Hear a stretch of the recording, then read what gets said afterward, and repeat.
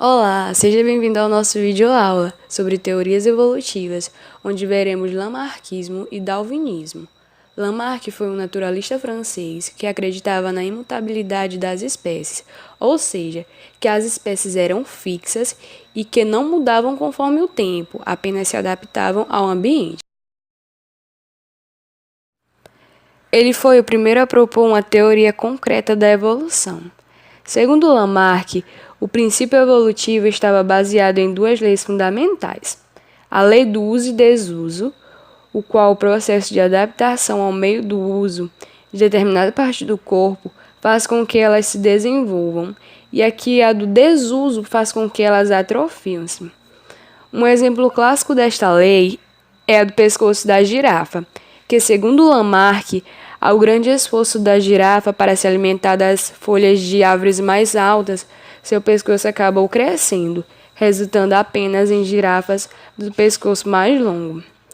A segunda lei é a lei de transmissão das características adquiridas, onde Lamarck acreditava que as alterações provocadas pelo uso e desuso eram transmitidas aos descendentes, ou seja, eram passadas de geração a geração. Bom, na época as ideias de Lamarck foram rejeitadas, não porque falavam na herança das características adquiridas, mas porque falaram em evolução. Não se sabia nada sobre a herança genética e acreditava que as espécies eram imutáveis. Somente muito mais tarde, cientistas puderam contestar a herança das caracteres adquiridas.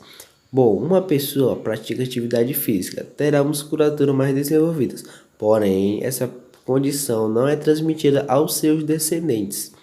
Mesmo estando enganado quanto às suas interpretações, Lamarck mereceu ser respeitado, pois foi o primeiro cientista a questionar o fixismo e defender a ideia sobre evolução.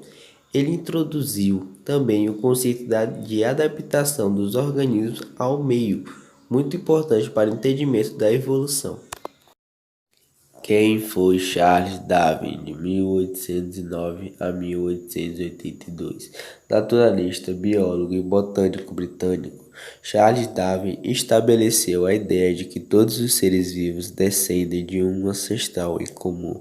O argumento agora amplamente aceito e considerado um conceito fundamental no meio científico, e propôs a teoria de que os ramos evolutivos são resultados de seleção natural e sexual, onde a luta pela sobrevivência resulta em consequências similares à da seleção artificial. Agora vamos falar de seleção natural.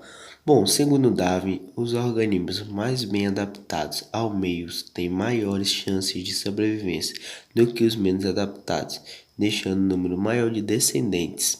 Os organismos mais bem adaptados são, portanto, selecionados para aquele ambiente.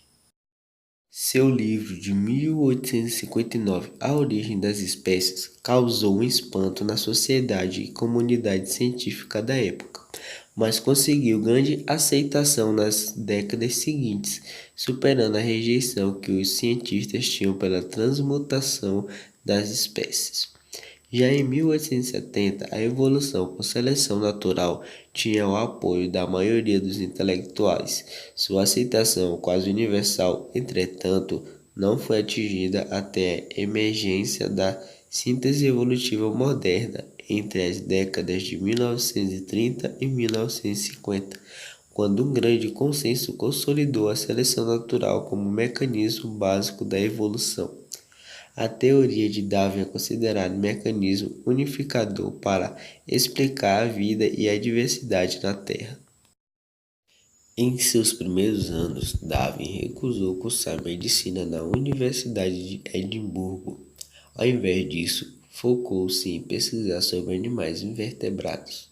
Pela Universidade de Cambridge, ele tomou a iniciativa pelas ciências naturais e viajou durante 5 anos pelo HMS, projeto que lançou como eminente geólogo, cujas suas observações sustentaram as ideias de Charles Lyell.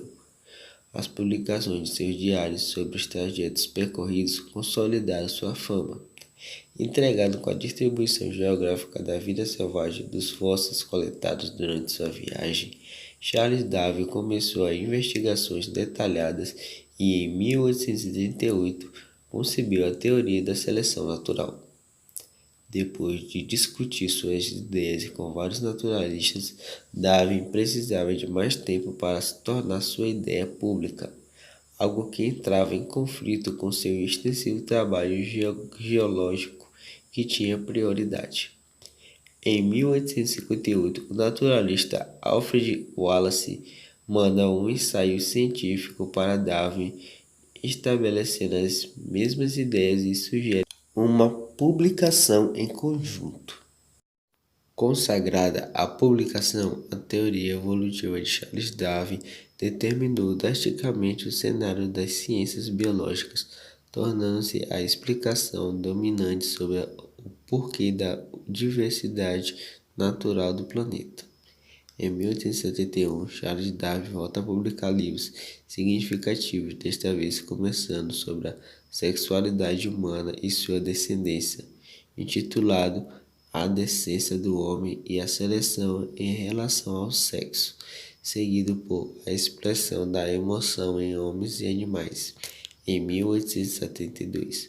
Sua dedicação pelas plantas resultaram em várias publicações de livros, e seu último seria esse aqui que acabei de mostrar na tela, em 1881, meses antes de sua morte no ano seguinte. Em reconhecimento à importância de seu trabalho, Darwin enterrado na Abadeia, próxima a Charles Lyell e Isaac Newton. Foi uma das 5 pessoas não ligadas à família real inglesa a ter o funeral do Estado no século XIX. Por seu papel científico, Charles Darwin é considerado uma das maiores personalidades da história. E muito obrigado pela atenção de vocês. E se vocês ficaram até o final aqui, se inscreva no canal, dê um like e compartilhe com os amigos. Valeu, é nóis.